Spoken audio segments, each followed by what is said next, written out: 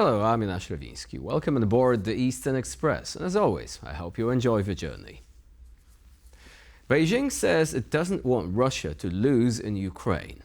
That wasn't a slip, by the way. It was policy, spoken out loud by China's foreign minister in Brussels this summer. Strip away the diplomatics and you get a simple equation. If Moscow falls short, Beijing's larger project, namely diluting Western power and rewriting the rules of the international system, takes a hit. China's support is real, and it is propping up Putin's war machine. It's also conditional, calculated and capped by costs.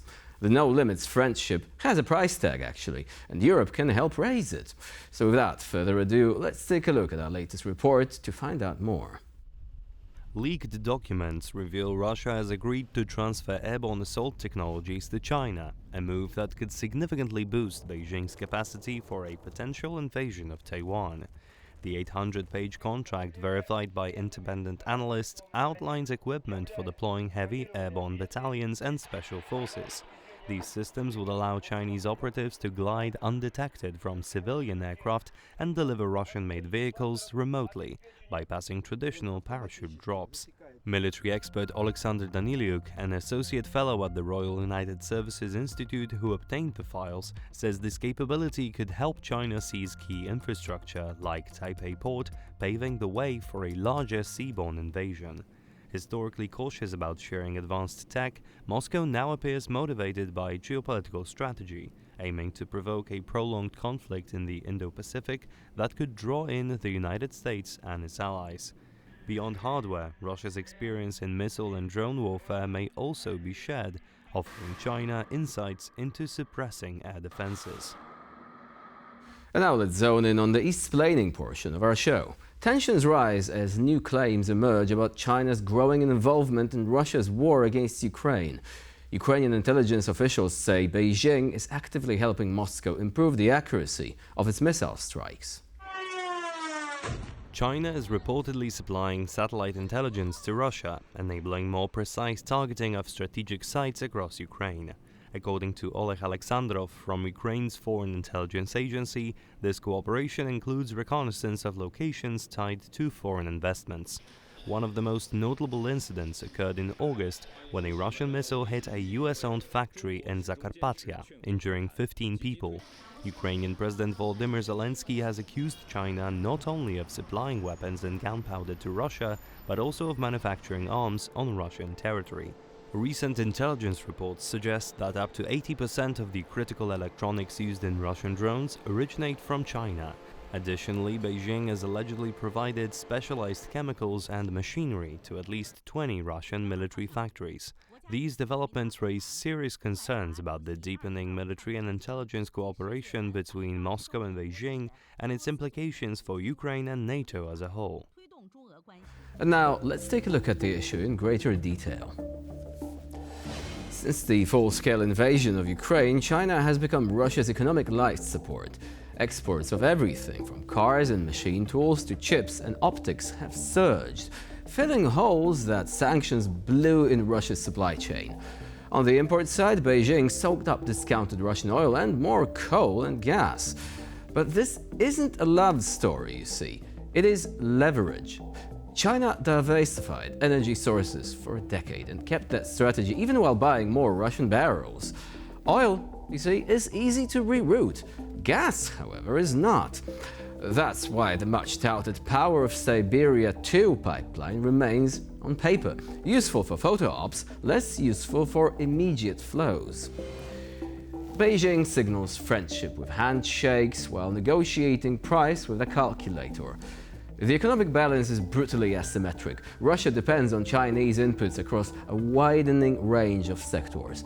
China depends on Russia for, well, not much, really. Even in mineral fuels, the crown jewels of Russian exports, the dependency tilts Beijing's way. China can substitute, Russia increasingly cannot. That gives Xi something Putin lacks: optionality.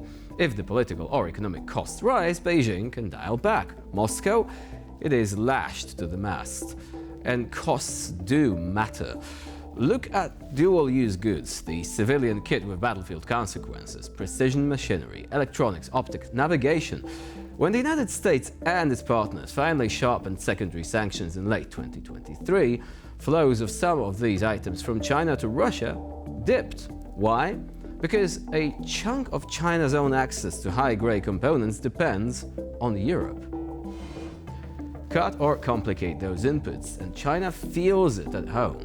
In several categories, Chinese exports to Russia ballooned right after 22, only to recoil when penalties targeted the enablers and the banks. Turns out the unlimited part of their friendship does actually have a fine print. Meanwhile, Russia is getting nastier, poorer, and more militarized. The economy is mobilized for war, the politics are mobilized against dissent. Putin is importing help from North Korean shells to Chinese machine tools and exporting risk, cyber operations, disinformation, cable cutting in the Baltic, and political influence across the European continent. Call it the Silk Curtain, a patient, well-funded effort to split Europe's south and east from its core. It dovetails perfectly with the Kremlin's strategy: fracture, distract, exhaust. That's why Europe needs to protect its information space and critical infrastructure. And if Chinese-flagged vessels are loitering near seabed cables, treat it as a strategic probe, not maritime weather checkups. The China-Russia partnership is strategic but not inevitable, sturdy but not unbreakable, and most importantly, price-sensitive. Russia is becoming a client. China is becoming a creditor with choices. We don't have to split the axis. We just have to make it grind. And for once, Europe actually holds the wrench here. And now here to shed more light on the issue is Jagannath Panda, Director of the Stockholm Center for South Asian and Indo-Pacific Affairs. Hello and welcome to TVP World. Hello, good morning. Thank you very much. So, were you actually surprised when you heard reports that Russia might be helping China out in potential preparations for an incursion into Taiwan? Not really. I think the chemistry is emerging for last several years, particularly after the war on Ukraine. In fact, if we try to assess Russia-China chemistry, which is emerging for some time, there are a number of factors that we need to decode. One, that there is a diplomatic backing towards each other, which is emerging continuously. Of course, China has given a blanket support to Russia on the war on the Ukraine. In return, Russia has, kind of assured China that it will back in the case of any eventuality happening, a military action happening on the Taiwan issue. More than that, I think there is a chemistry which is evolving, which is to also oppose the Western dominance, particularly the American planning to deter the Chinese invention on Taiwan. So the Russia-China chemistry is very much US-centric, anti-West centric. More than that, also there is also another critical element which is emerging between them, is that there is a clear strategic signaling emerging between China and Russia. And this strategic signaling it towards a lot of Indo-Pacific partners, particularly to Japan, to India, to Australia, including the United States of America.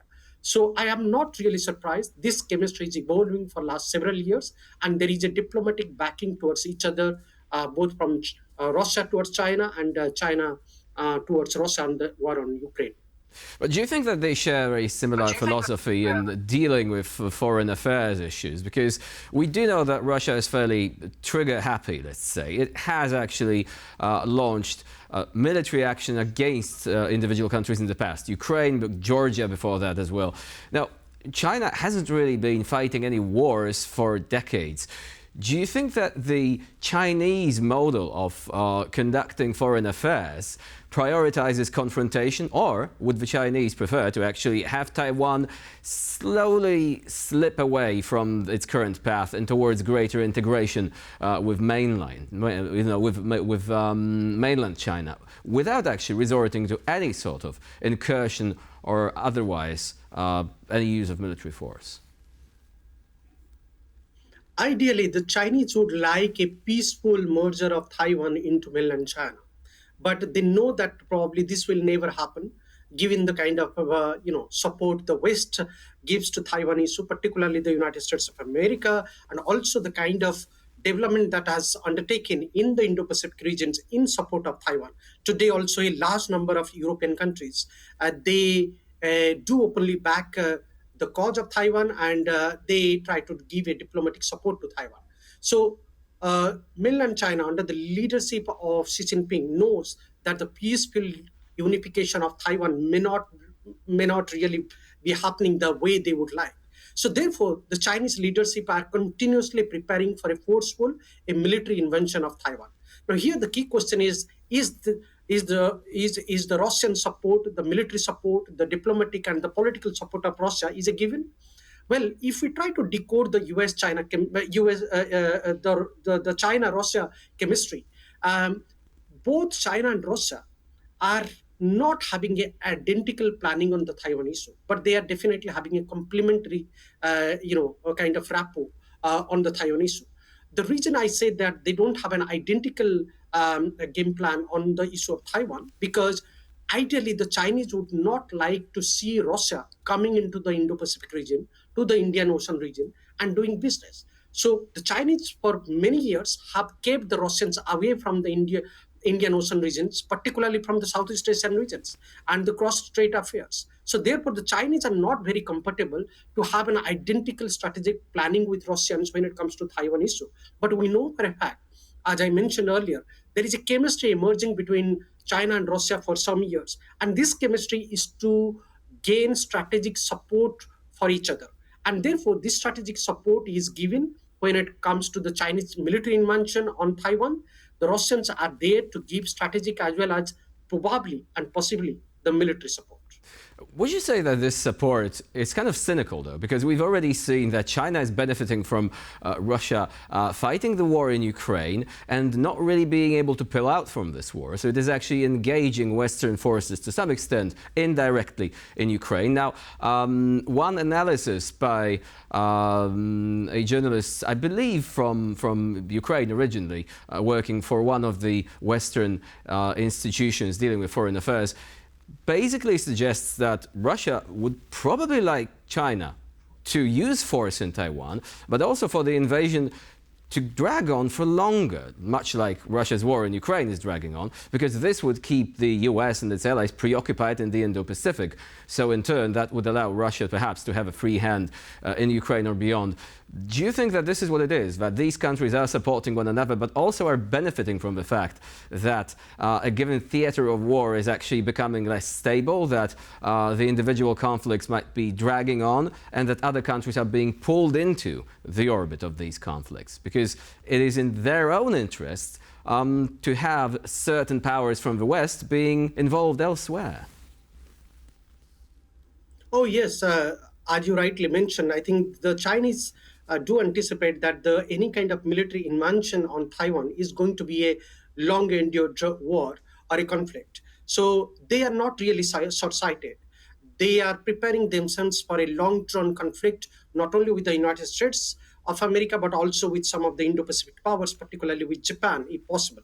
But I think here, interesting thing needs to be noted whether the Chinese are really planning this military invention so soon after drawing their lessons from Russia's invention on Ukraine. The answer is yes, definitely yes. As you rightly mentioned, the Chinese don't have that much of war preparedness or how to deal with war for a long time, and therefore they have drawn severe a number of lessons from Russia's game planning with regard to Ukraine issue. And therefore, the Chinese would like to buy time before they attack, but at the same time, they're also preparing a long term war. Now, here the role of Russia is very interesting because Russia, as you rightly mentioned, Russia would ideally like China goes for a military invention, for an attack on Taiwan.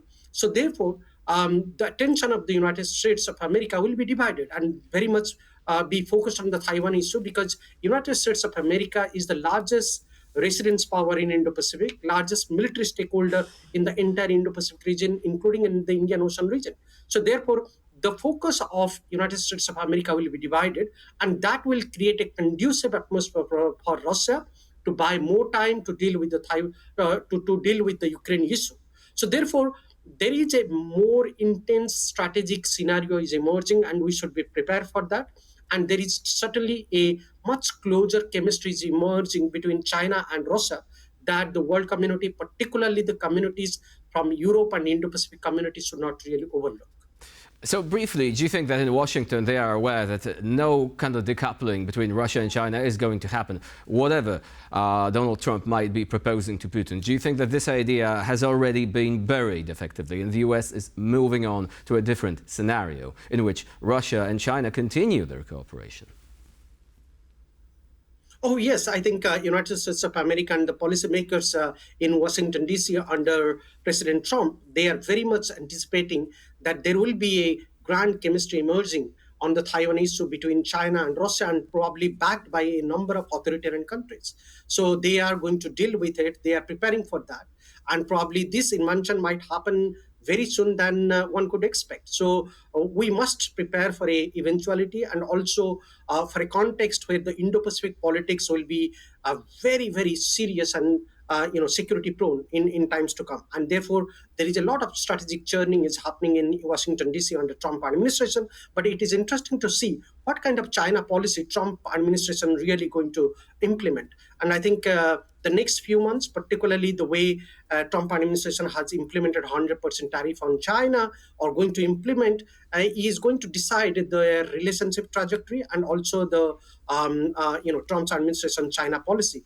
To what extent it will be tenseful, or they would really like to have a manageable US-China relations or not. So the next few months and the next immediate future is going to certainly be very interesting, and we should have a close look and close inspection of the strategic emerging scenario in the region. And very briefly, do you think China has also given up the pretense of being a neutral country because of latest reports that it might actually be helping Russia providing satellite data, which is being used by the Russians in Ukraine for striking strategic assets all across the country? So do you think China doesn't really care about this idea of being neutral in this conflict anymore? History suggests China is not a neutral country. If we take the case of India-Pakistan conflict in 60s and 70s, China have always supported Pakistan. And there are a number of other conflicts across the world where Chinese have always taken a side. Even though they try to officially say that they are neutral and they would like the war or the conflict to be stopped, they have never acted like a neutral. And the Ukraine war is the latest example, where the Chinese have given an open support to the Russians, both militarily, politically, diplomatically, strategically, and also most importantly, technologically and digitally. So therefore, China is never a neutral country that it appears to be. And most importantly, it is not a neutral country, despite of being a permanent member of the United Nations Security Council. In the United Nations Security Council voting procedure, China have always taken a position, including on the issue of North Korea, and China has taken a side. So China is not a neutral country that its official line of thinking or advocacy really suggests to. Jagannath Panda was our guest today here on TVP World. Thank you very much for being here with us today and for sharing your insight. Thank you. I appreciate it. Lovely talking to you. And now we're moving on to Eastern News Flash, a series of all the other stories from the East that you really don't want to miss. Russian losses in Ukraine mount. Its aging tank fleet is under intense scrutiny as a result. Analysts warn that the country's dwindling reserves of usable armored vehicles could reshape its military strategy in the coming year. Russia is reportedly down to its last 2,500 tanks. Nearly all of them rusted 50-year-old hulks needing expensive, time-consuming restoration. The crisis comes as Moscow pivots away from infantry-led assaults following catastrophic losses, with 282,000 casualties reported since January. Despite the poor condition of these vehicles, Russia may still invest in restoring them. The Kremlin's reliance on outdated equipment stems from years of attrition, 17,000 armored vehicles lost since 2022, and limited new production, often based on recycled components. Yet the Kremlin is adapting. The Institute for the Study of War reports that Russia is developing new warfare concepts that minimize reliance on massed armor while conducting Phase Zero operations, psychological and reconnaissance campaigns targeting NATO infrastructure. These developments could suggest Russia is preparing for future conflict with NATO, potentially before its forces are fully rebuilt. Germany helped train Russian troops and supplied military tech right up until Russia annexed Crimea in 2014. A new Der Spiegel report reveals just how close Berlin and Moscow were, despite rising tensions. Under Chancellor Angela Merkel, Germany approved deep military cooperation with Russia, including building a €135 million training center in Mulino, Russia.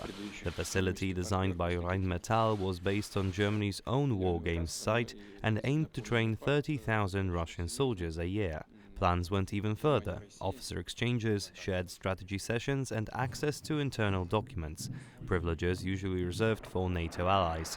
A joint drill near Finland was cancelled after NATO backlash, but the Mulino deal went ahead until Berlin revoked export license in mid-2014. Rheinmetall tried to fight the ban, but its gear, like laser modules, was left to rust. Despite the fallout, Russia opened the Mulino Center and hosted massive Zapad exercises there in 2021. The full extent of German technology used, however, remains unclear. Latvia has ordered over 800 Russian citizens to leave the country by the 13th of October after failing to meet new residency rules. The move reflects growing security concerns and a tougher stance since Russia's invasion of Ukraine.